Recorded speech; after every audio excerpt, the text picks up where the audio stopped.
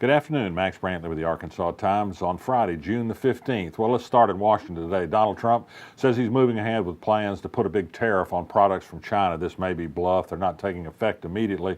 But the big news is that China says it will retaliate.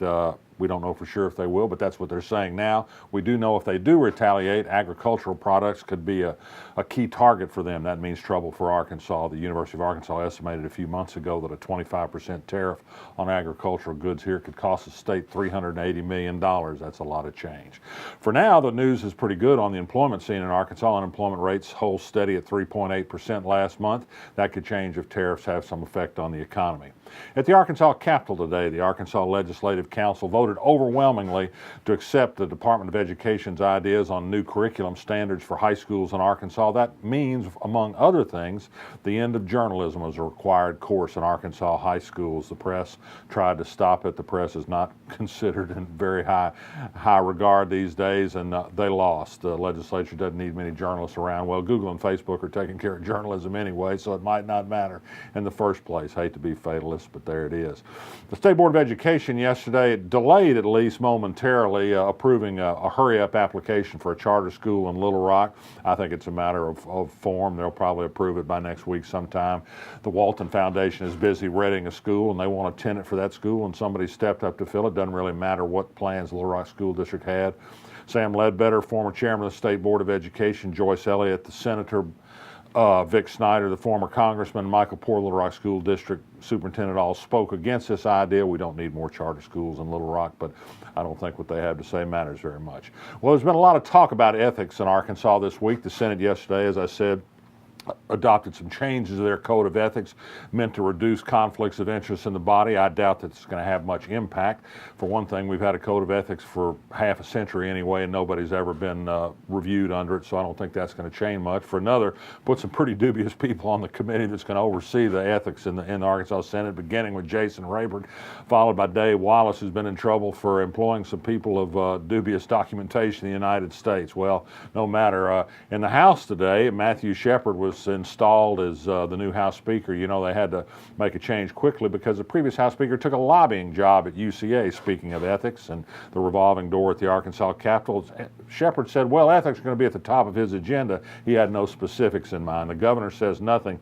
I'd urge you to take a look at Arkansas Blog about the giant scandal surrounding a $43 million outlay of taxpayer money to a health services organization in Arkansas that has produced a number of guilty pleas from legislators in bribery cases, firings of people at that agency that still employs people who were in charge at the time all these bad things happened. Nobody wants to do anything about this. That's a scandal, not whether we need new ethics rules.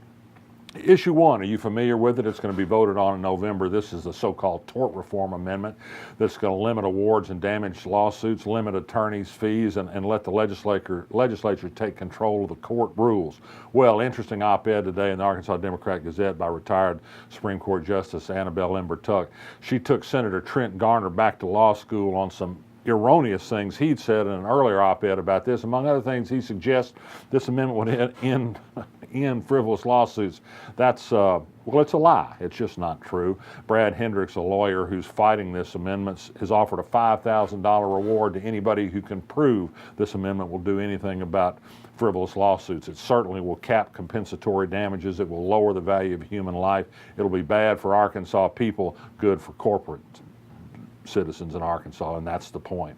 Reported yesterday on the Arkansas Blog that it looks like Circuit Judge Troy Braswell of Conway, who handles juvenile cases, seems to be the likely pick to fill a vacancy on the federal district court seat that was vacated by the retirement of Leon Holmes.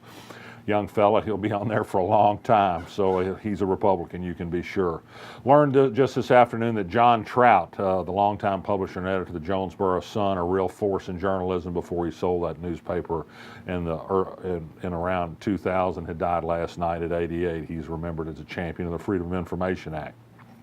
If you want to be moved to tears and to righteous indignation, I urge you to read The Observer in this week's issue of the Arkansas Times. It's written by David Kuhn, as it usually is. It's about the tragedy on the border, the unspeakable sight of U.S. officials taking children away from people seeking asylum in the United States. The most unbelievable thing yesterday was the use of the Bible by Jeff Sessions and Sarah Huckabee Sanders to justify taking children away from their parents. They say, well, that's the law. We can remember times the law was used for other unspeakable things: slaughter of Indians, slavery, the internment of Japanese, and even worse things in world history have been done under the name of law. The Bible says some other things about suffering the children too. They apparently missed that passage. I urge you to read the Observer. And finally this, tonight is Pig and Swig, the big sampling of premium bourbons and good food. It's at Heifer Farm in East Little Rock. It's sponsored by the Arkansas Times. It's from 6 to 9 there on the farm grounds at Heifer. It's a lot of fun, and you can still get tickets. Go to Arkansas Times, arctimes.com/pig, I think is the word, and you can find out more information about getting tickets to that event. It's a lot of fun. I'm Max Brantley. If I'm not pigging and swigging, I'm resisting. I'll be back next week.